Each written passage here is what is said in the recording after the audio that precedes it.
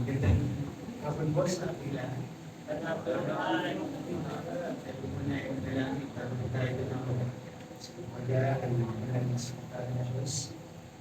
Let's pray. Naming Diyos na banal, Diyos na nakiyo, at sigurado sa mga Diyos. Maraming salamat po sa mga pagkakataon sa mga buhay. Ibigay ka lang sa amin ngayong hapon ito, tayo mga pag-aaral ng mga sa Diyos. Mga Panginoon, kailangan ng aming mga tuloy, kailangan aming maitaas sa lahat ng Espiritu ng kawain ng aming Diyos sa namin. Pinagpatuwala ang lahat sa mga namin Panginoon Jesus. Amen. Kailangan ako pagmali sa ating lahat.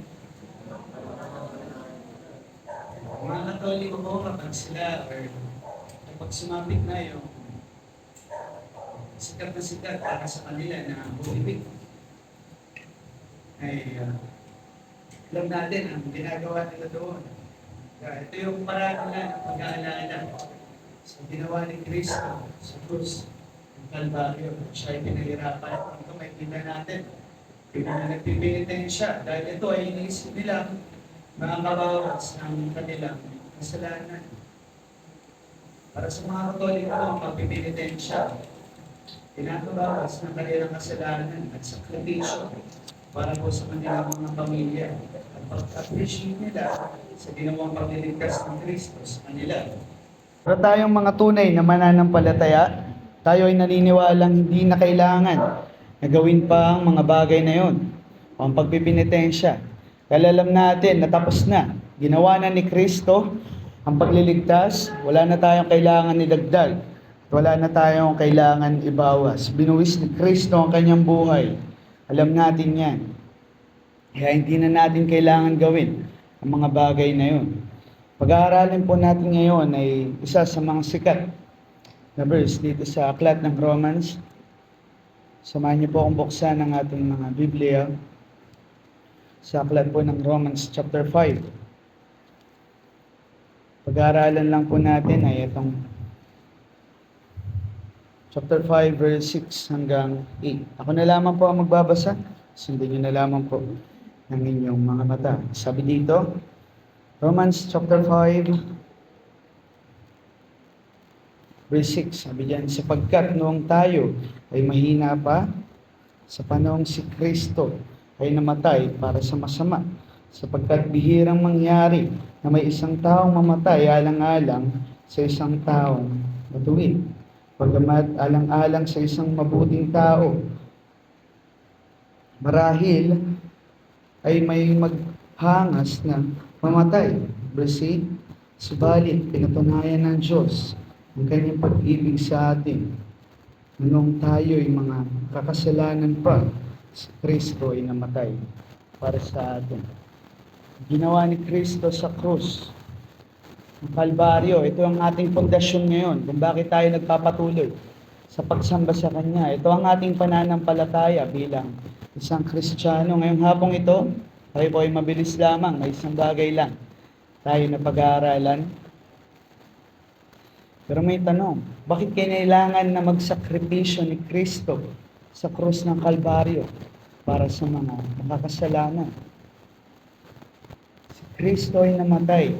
Kung puntin natin, si Kristo ay namatay para sa atin ang mga makasalanan dahil tayo ay walang magagawa sa ating sarili. Si Kristo ay namatay para sa atin.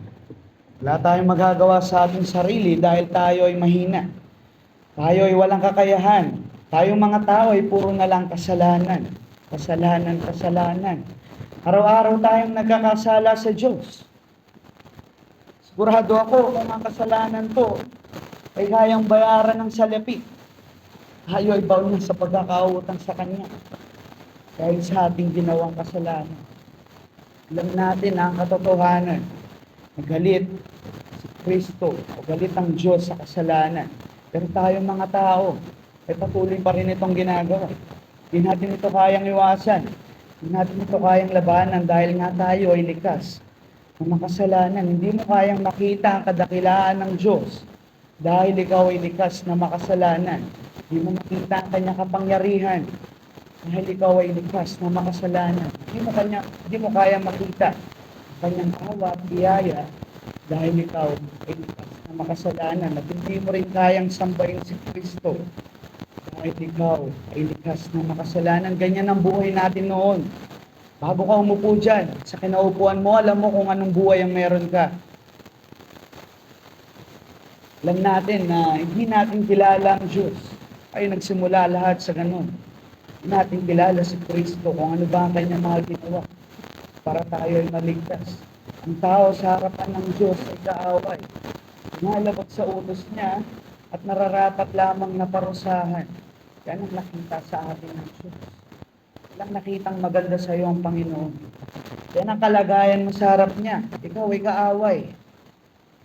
Isipin mo na ang Diyos na pinakadakila sa lahat, ang naglikha sa iyo, ang naglikha sa lahat ng bagay na nakikita mo ay kaaway mo at galit pa sa iyo. Isipin mo na lang, kaaway mo ay isang presidente. Halimbawa na lang natin to. Kaaway mo ay isang presidente. Ano magagawa mo kung pakta niyang padalan ka ng kanyon, mga sundalo, mga tangke? Di ba wala? Yan din ang kalalagayan mo sa Diyos. Isipin mo, Diyos yung galit sa iyo. Diyos na naglalang sa lahat ng bagay. Diyos na banal. Yung galit sa iyo. Kaya kanyang ipatapon sa apoy ng impyerno. At walang hanggang pagkakahiwalay sa Ama. Totoo ang lahat ng bagay na yun. Nagalit sa atin ang Diyos.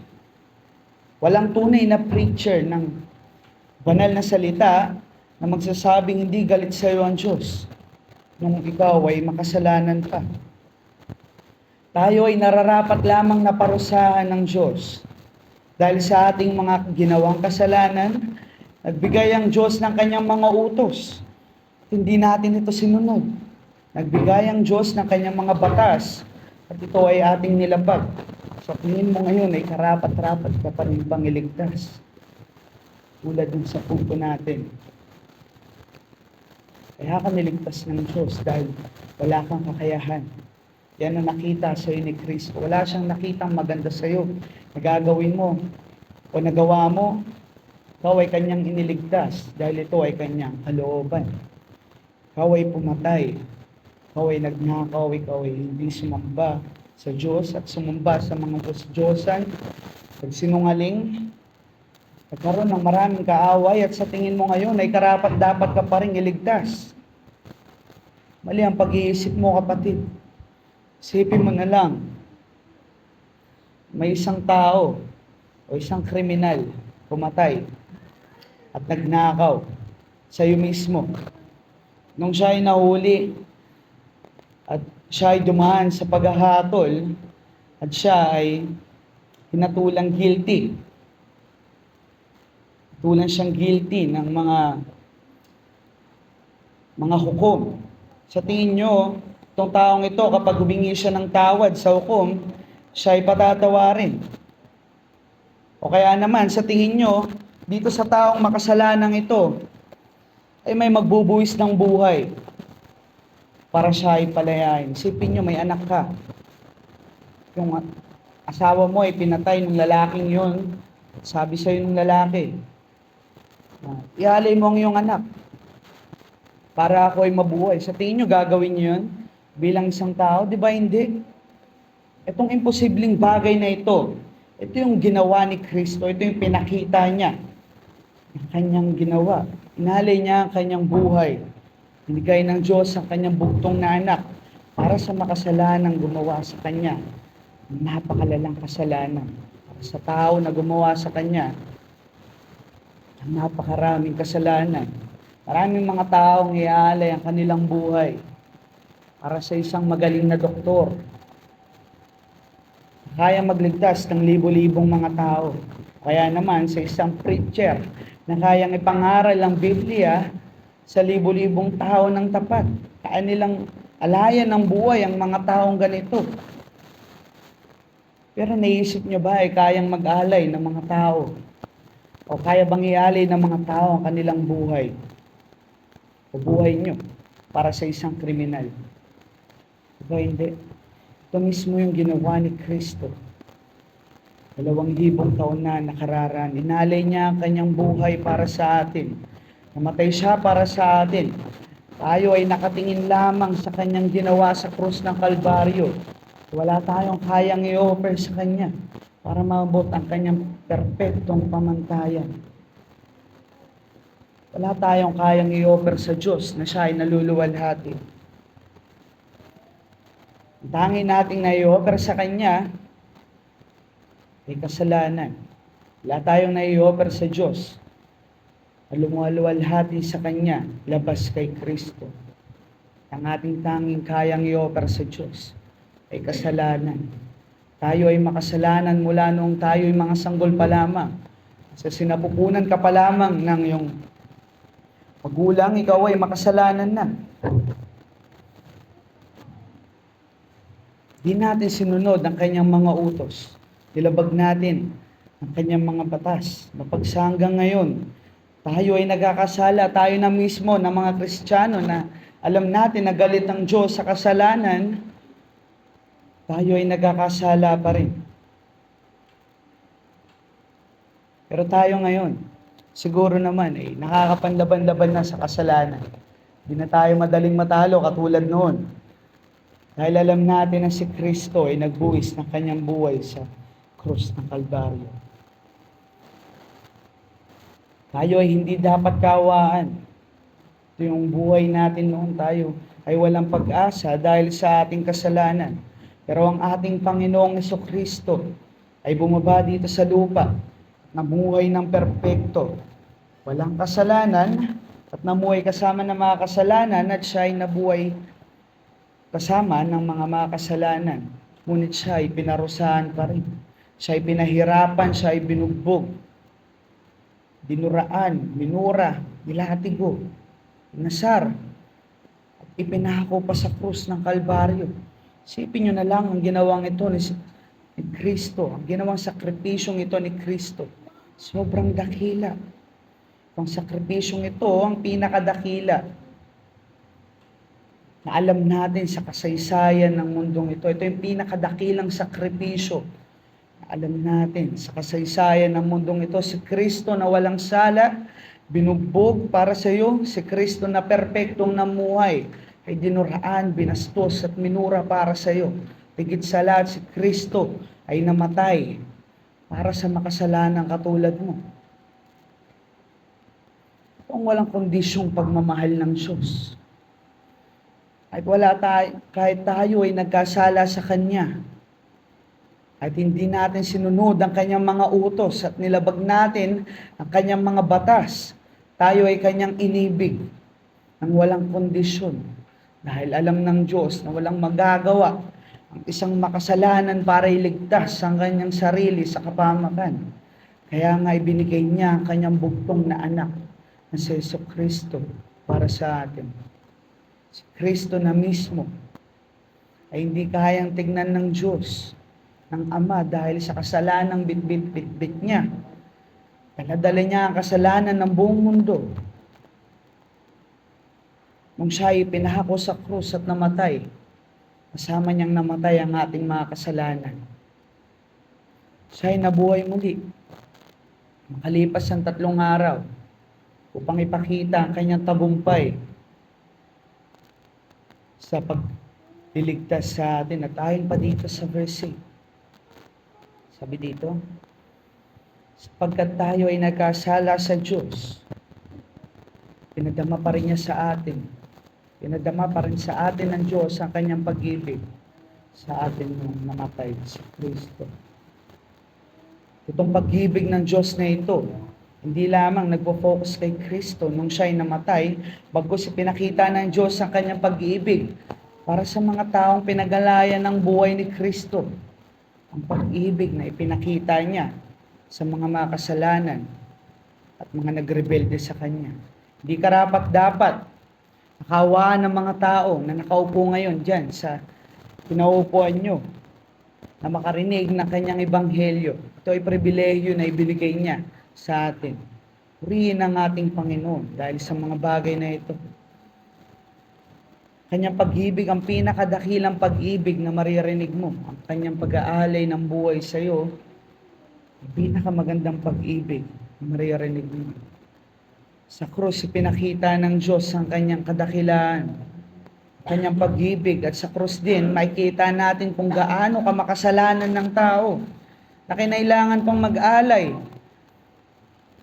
ng kanyang buhay.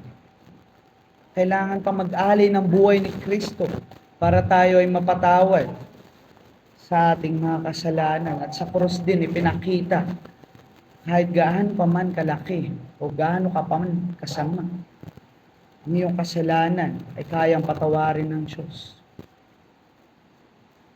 Si Pablo nga, di ba? Kaya natin kung anong ginagawa niya sa mga Kristiyano noon. Pero siya yung pinakamaraming sinulat na aklat dito sa New Testament. Alam natin na pinapatay niya ang mga Kristiyano. Natin na napakasama ng taong ito. Pero walang imposible sa Panginoon. Sa Diyos lang walang imposible, sa tao wala. Walang imposible sa ating Diyos. Kaya niyang gawin mga bagay na hindi kayang gawin ng mga tao. Isipin niyo, inhalay niya ang kanyang buhay para sa mga nagkasala sa kanya, para sa mga lumabag sa batas na ginawa niya para sa mga taong nagkasala sa kanya. Inalay niya ang kanyang buhay para sa atin. Tayo ngayon dito ay bunga lang ng ginawa ni Kristo. Di masama na gumawa ka ng mabuti, pero huwag mong isipin na ito ay nakakadagdag ng kaligtasan.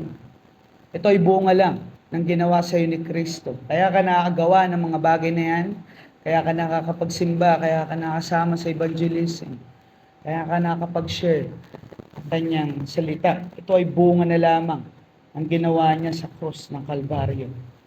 Basahin natin itong statement ni Charles Spurgeon. Sabi dito, he will say, "Oh, I am the worst in the world. Christ died for the worst in the world. Oh, but I have no power to be better. Christ died for those that were without strength. Oh, but my case condemns itself. Christ died for those that legally condemned. But my case is hopeless. Christ died for the hopeless. He is the hope of the hopeless. He is the Savior, not of those partly lost, but of the wholly lost." Ngayon nalaman natin si Kristo, pundasyon ng ating pananampalataya, dakilang awa at biyaya ng Diyos na nagligtas sa atin. Di tayo karapat-dapat natubusin, pero tayo ay kanyang inalayan ng buhay para tayo ay makasama niya sa kalangitan. Purihin ang ating Panginoon sa mga bagay na ito. Tayo ay magtatapos sa isang awitin. Sabi dito, "In Christ alone, my hope is found. He is my light, my strength, my song. This cornerstone, this solid ground, near me, with the fiercest drought and storm, the heights of love, but depths of peace. When fears are stilled and striving cease, my comforter, my all in all, here in the love of Christ we stand." Purihin ang ating Panginoon dahil sa kanyang dakilang pag-ibig na ating nadama. Siya lamang manguna sa ating pagpatuloy sa pagsamba sa Kanya. Purihin ang ating Panginoon. Tayo po ay manalangin.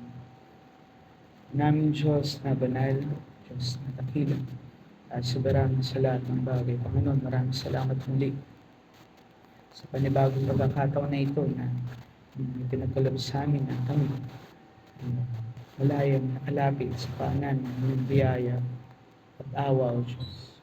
Panginoon, maraming salamat sa inyong awa at biyaya namin natanggap. Kahit hindi kami karapat-dapat, Panginoon. Purihin ang inyong pangalan, O Diyos.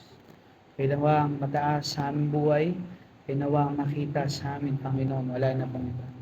Purihin ang inyong banal na pangalan. Ito po, ang aming sama at dalangin sa pangalan ng Jesus. Amen.